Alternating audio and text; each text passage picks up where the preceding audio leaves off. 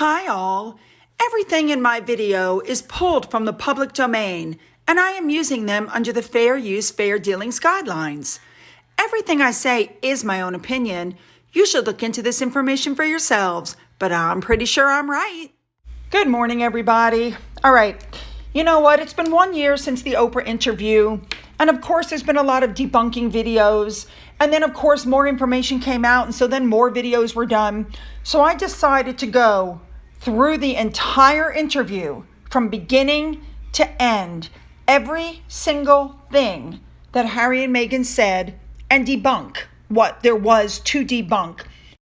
Now, believe it or not, I have the version with all the clips where Meghan and Harry are saying all the stuff, but YouTube didn't like it when I uploaded that.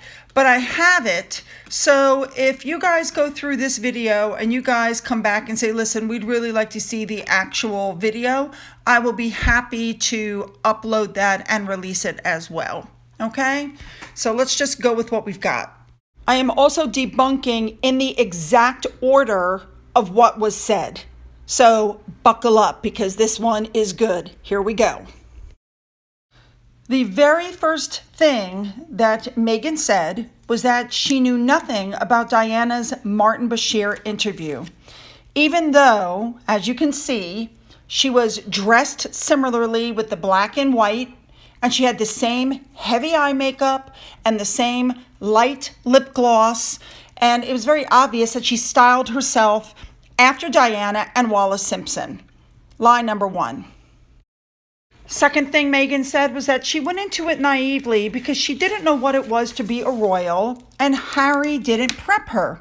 And then this video surfaced. Your Royal Highness, take one. Regularly scheduled program with his title, the Royal Highness. I'm having people from Florida and Canada. Princess Cara, I thought I said no eating cookies in bed. Follow me, girls. Now, she was a young child then, but here she is, aged 15, on a tour of the UK with pictures in front of the palace, okay? And of course, we have this last photo that clearly shows her holding a magazine, which has all about Kate's wedding to Prince William in it, okay? Moving on. And let's not forget, once again, that she claimed that Harry did not prep her appropriately, right? Watch this. That sense of responsibility, Prince Harry, for what you're asking Meghan to do. Of course, that sense of responsibility was essentially from day one, or maybe a couple of months in, when I suddenly realised actually this is, you know, I know that I'm in love with this girl, and I hope that she's in love with me. But we still had to sit down on the sofa, and I still had to have some pretty, frank conversations with her to say, look, what you're letting yourself in for is, it's a big deal, and it's it's not easy. The next thing she said is that she never Googled Harry, and as you can see from this, it would appear that that is untrue. Meghan did Google Harry, and Harry Googled Meghan. Okay. The next claim she made was that Harry asked her if she knew how to curtsy because she was going to meet the Queen. And so she said she practiced it outside of the house where they were on the fly. And then she went in and curtsied for the Queen. Of course, we now know that that is untrue. She took a 2-hour etiquette lesson before she met the Queen. It was how to drink tea, how to eat correctly, how to curtsy. This was done at a tea room somewhere in California. The reservation was made under a false name. So when she said that she learned it quickly in front of the house, yeah, that's not true. That's another lie. Meghan made it sound like she got thrown into the deep end. Well, who does that sound like? I learned to be royal in 1 week. I was thrown into the deep end, which now I prefer it that way.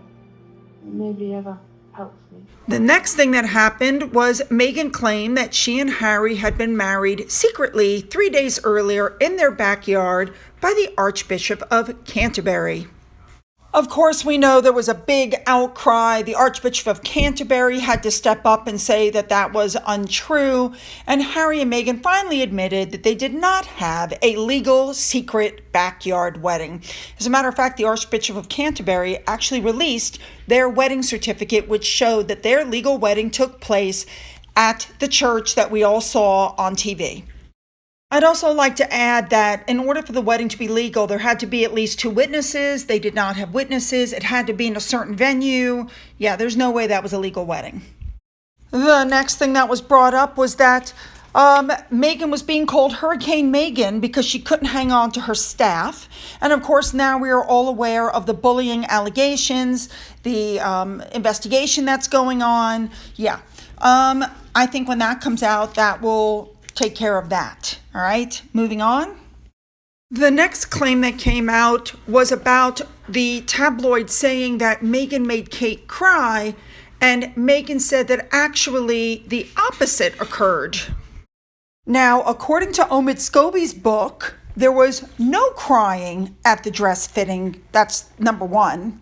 Of course, Omid now claims that there's email proof that Kate is the one who made Meghan cry, which I find interesting because let's not forget, Meghan said she had nothing to turn over to the court in that lawsuit she had going because she said all text messages and emails were auto-deleted after 30 days, but somehow she still had this one. But wait till you see it. Supposedly, Kensington Palace wanted Harry to co-sign some statement saying that William did not bully the Sussexes, and Meghan responded saying, well, if that's the case, why don't you just tell them that I didn't make Kate cry? Unfortunately, that doesn't prove anything. Now, stories also came out that Kate was left in tears by Meghan after Kate confronted her about the way she was treating Kate's staff. We've already covered that story. Everybody's heard it. Meghan was rude to the staff. Kate told her, you can't talk to my staff that way. And apparently it didn't go over well. So Kate sent flowers. And then apparently Meghan took those flowers, threw them away, and was like, I don't want your flowers. So when she said that she accepted the flowers and her apology, yeah, apparently that's not true either. Okay, let's move on to the next thing she said. Meghan's next claim was that she wanted to go out to lunch with her friends, and she said she had not left the house but 2 times in 4 months, and the palace told her that she couldn't because she was, quote unquote, oversaturated in the media, and she was everywhere, but she was nowhere. Now, Meghan said that she only left the house twice in 4 months at some point during her pregnancy. So let's take a look at that now, shall we? Now remember, she claimed she didn't leave the house but 2 times in 4 months. So we're going to debunk that. Here she is in September. Here she is in October at Eugenie's wedding where she announced her pregnancy. Here she is in November. Here she is in December. Then we have the picture from January. This is the one where she said she had just told Harry she was suicidal before they came to this at the Royal Albert Hall. Here she is in February. And finally, here she is in March. Now, the next thing she said was that she and Harry gave their interviews after the South African tour, you know, where they stood in some of the poorest parts of Africa after having the red carpet rolled out for them and having the best of the best. And she cried that nobody had asked her if she was okay. She had said that they did that and they were just so tired and exhausted and they'd reached out to the palace for help, but she never said who they reached out to or why, actually. All right, moving on. Also, throughout the entire interview, she kept saying the palace didn't protect her. The palace didn't protect her. And when Oprah asked her what she meant, she said they wouldn't speak up on her behalf against any negative stories. Right. All right, here's the next thing that she said. The next thing that occurred is Meghan insisted that Archie didn't get the title of prince because he was a child of color, and it was unfair because that's what all the other grandchildren had and her child did not. Well, that's an out lie because she knows that per a letters patent that was put out by George V, it says the great-grandchildren of the monarch are not princes and princesses except for the eldest son of the Prince of Wales because he's next in line to the throne. I'd also like to point out that while she's aware as to why her children didn't get the prince title, and she's claiming that some unknown person is trying to change the convention was never changed. She never showed any proof of that. She never named names. It's just some unknown person stated they're going to change the convention. She didn't name anybody, and she doesn't have any proof. There's no receipts.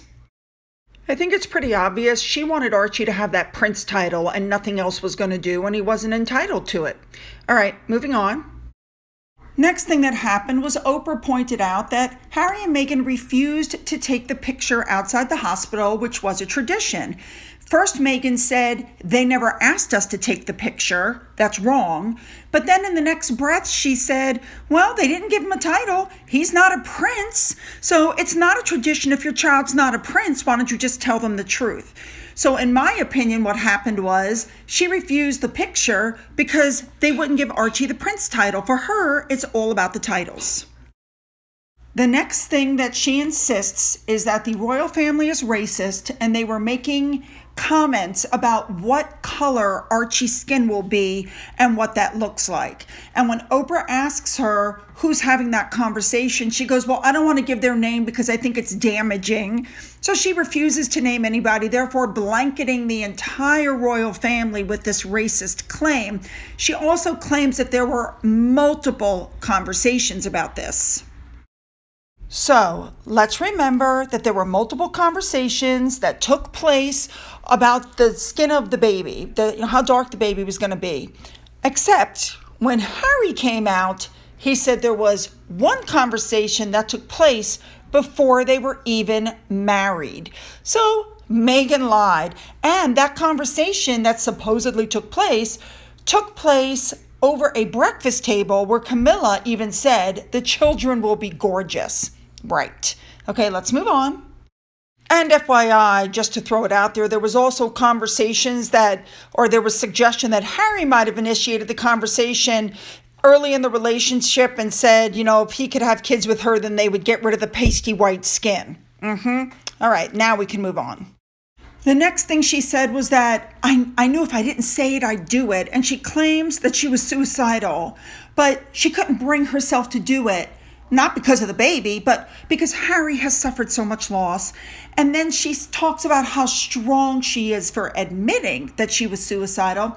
Then she says, well, I went upstairs, put my makeup bag in the sink, and started putting on my makeup. Suicidal. So first off, we know for a fact she didn't do her own makeup. Her friend who did her makeup for her wedding was in town for the weekend, was putting up posts, all the time. So when she said she went upstairs after telling Harry she was suicidal to do her makeup, I know that it was a seems lie. ridiculous to bring that up. It's such a small, stupid little lie, but it's still a lie, and the devil is in the details. Now, she claimed that they went to Cirque du Soleil that night and she was super suicidal. And every time the lights went down in the box, she was just sobbing her eyes out. So here's some video from that night.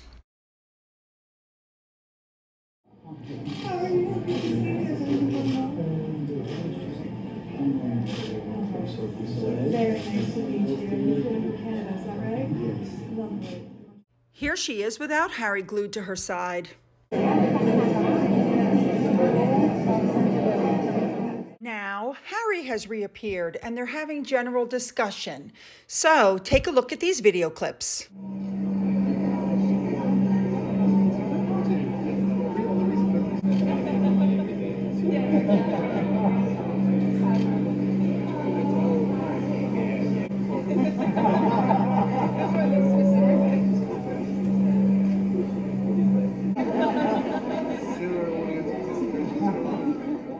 Then they took their seats. Here they are.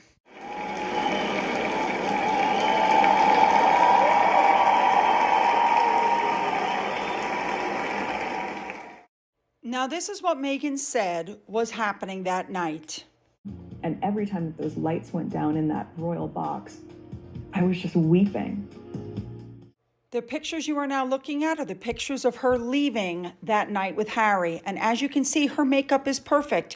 There are no streaks going down her cheeks. Her eyes are not red. Her mascara is perfect. This does not look like somebody who's been weeping in the royal Meghan box. claims that while she was suicidal, she reached out to somebody in HR. All right. She didn't call her mom. She didn't call her hand-picked team of OB doctors, right? She didn't call anybody. She just spoke with HR and they said, sorry, we can't help you. Even though mental health had been available for Harry and William and Charles. Now, interestingly enough, she never gave the name of the person who supposedly turned her away. And Neil Sean, as of this week, has said that they've asked for the name of the person and they can't find the person that she supposedly spoke with. All right, moving on. Now, the next thing that Meghan said was that the palace took her driver's license, her passport, her keys, and she was essentially a prisoner there. Here's what she didn't mention. While all of those things were gone, she managed to go on 13 international vacations in 2 years. So here's where she went without her passport. She went to Botswana. She flew to Norway to look at the Northern Lights and go whale watching. She flew from Toronto to join Harry in Jamaica. She flew to Botswana and Zambia, I think it said. Looks like on her honeymoon, they went to the Seychelles. They also went to Italy twice. She went to Toronto, Canada to visit Jessica Mulrooney. They took 2 trips to the United States. One was a baby shower. One was to watch Serena Williams play. Then they went to Spain by private jet. I mean, she went to Nice. She was all over the place, but claims that she was a prisoner. Next up, Meghan starts talking about her father, and she says, he betrayed me. We asked him if he was working with the tabloids. He said no repeatedly. He lied. And she said, now that I'm a mom, I just look at Archie and I just can't imagine hurting this child. Yeah, but you were threatening suicide when you were pregnant, so yeah. All right, then she starts talking about her sister. She claims her sister turned her name back to Markle when she started dating Harry. We already know that's not true. She claimed that she grew up as an only child. We already know from the photos that that's not true. And we're all also aware now that there's a lawsuit that Samantha Markle has against Meghan for the lie she told about 3 marriages. It was a lie. 3 children from 3 different fathers. That's a lie. She's going to have to be kept to task for all of that. Now, throughout the entire interview, Meghan kept making parallels between her and Diana. And then, of course, Harry came out on the stage and he started doing the exact same thing. So one of the first things he did was admit that Meghan was having mental health issues as far as he knew, and he didn't do a thing to help her. Finally, now that Harry is out there, he admits that Meghan told him that she was suicidal, and he admits that he didn't know what to do for her. He didn't tell the family. He didn't tell anybody because he was ashamed. We all know at this point that he could have called the hand-picked team of physicians that was chosen by Meghan. He did not. He could have called, Meghan's mother, who's a professional counselor. He did not. He could have called his own therapist. He's had his own therapist for years. He did not. Instead, Meghan and he claimed that he went to some person in HR and asked for help. And right now, with the investigation going on, Neil Sean recently did a video that said they've been unable to find anybody in HR who had that conversation with her. And of course, Meghan won't give a name. Now, the next thing that happened was Meghan and Harry both said that the palace was afraid of the tabloids in the UK, and that because of that, they were having parties at the palace. They were hosting parties for the tabloids. And with that, a lot of the journalists stepped forward and said, not only is that not true, but if it is true, where have their invitations been? Because they've never been to one of those parties. And of course, Harry and Meghan provided no proof of this allegation. All right, next. The next thing Harry said was that the family was jealous of Meghan after they came back from their Australian tour. Does this sound familiar? Oh, we're on the wrong side. We want to see home, don't want to see here. And that's all we could hear as we went down these crowds. And obviously, he wasn't used to that, nor was I. He took it out on me. He was jealous. I understood the jealousy, but I couldn't explain that I didn't ask for it. Next up, Harry complained that his security was removed. Yes, this man actually thought, even though he was told in Megxit very clearly that he was going to lose his security due to not being a working royal anymore, he honestly believed that he and Meghan were going to move to the United States and they were going to get to keep their tax-funded security. And he complained about that. And he also complained that his father wouldn't take his phone calls anymore. Gee, I can't imagine why. And the next thing they said was that they talked about how they got to the United States, that Tyler Perry gave them free security and a free place to stay. But they also mentioned at that point that Netflix and Spotify and streaming was not on their radar. They had no idea how they were going to make money, and somebody suggested it. We found out that Harry and Meghan met with a now defunct streaming service called Quibi 1 year before Megxit. They were trying to sign on. All right, moving on. The next thing Meghan said is that there might be lessons available to other people on how to be royal, how to walk, how to talk, how to speak, how to do things, but that was not made available to her. Essentially, she was just left adrift. And of course, we found out that that was a lie. She actually took 6 months worth of Duchess lessons from Samantha the Panther Cohen. Yep. All right, moving on. The next thing that came up was Harry said that they had been financially cut off by Prince Charles. Oh my God, I had to afford security and we were cut off. Now you could feel sorry for Harry, or you could know that he has $16 million left to him by his mother, more than that left to him by his great-grandmother, and he lied by omission that his dad had been giving him millions every month up until he was cut off. And when he was cut off, his dad gave him a one-time lump sum payment of millions of dollars. But he didn't mention that during the interview. All right, moving on. Next up, Meghan said, we haven't left the family. We just wanted to go from senior royals. We just wanted to step back. She said there's all these people, prince, princess, duke, and duchess, that live on grounds, earn money on their own. They're there when called, and that's what we wanted. Here's what she left out. If she's talking about Eugenie and Beatrice, yes, they have security when they're on royal business. Otherwise, no, they don't have security. They work regular jobs. They do not make money off their princess titles. They're just out in the public like everybody else. They pay rent for living on palace grounds. They don't get a free ride. But that's what Harry and Meghan wanted. They wanted a free ride. One of the last things that happened was Oprah asked Harry about the racial question about Archie, to which he said it was one question at the very beginning when they were first dating. So when Meghan said it happened and there were multiple conversations while she was pregnant, that was a lie. He confirmed it was a lie. He also refused to share the conversation and said he was shocked. And as I told you earlier in the video, it appears that it was an innocent comment, that kind of comment is made by everybody when you have a mixed race couple. There's nothing racial about it. But when you have a couple that's looking for victimhood everywhere they look, yeah, they would take it and weaponize it. And finally, you have the claim from Harry that he's so happy to be in California because he gets to put Archie on the back of his bike and ride him around, which is something he never got to do when he was a child with his parents. Well, I believe these photos show that he has selective memory, and once again, another lie. So that's basically it, guys. That's all the lies.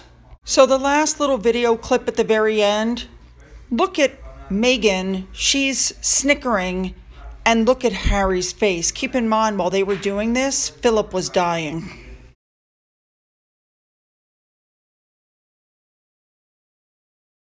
All right, to end this video, I want to say that it has been a year since this interview. They've never shown any proof or receipts, even though they had Oprah's best friend, Gayle King, go on the morning news and basically say she has her proof, she has her receipts, but nobody's ever seen anything. So I don't think she has squat. And I think they're all hoping this interview will kind of die away, but we all know it won't. Don't forget to leave those comments. Don't forget to hit the subscribe button and the bell to be notified of future uploads. Don't forget you can follow me on Twitter. You can follow me on Getter. You can email me. And for those who have donated to my coffee fund, thank you so much. And as always, you guys, have a great day.